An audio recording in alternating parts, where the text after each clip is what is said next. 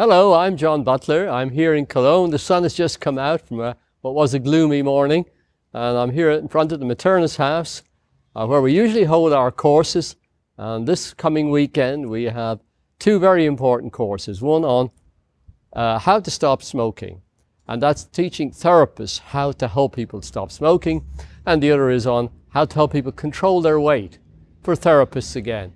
And these programs are very important because they're taking your training skills to a very high level in dealing with these very important topics, which are very important for building your practice, for your financial well-being as a therapist, and to develop your skills in dealing with addiction and motivation and many, many aspects of therapy.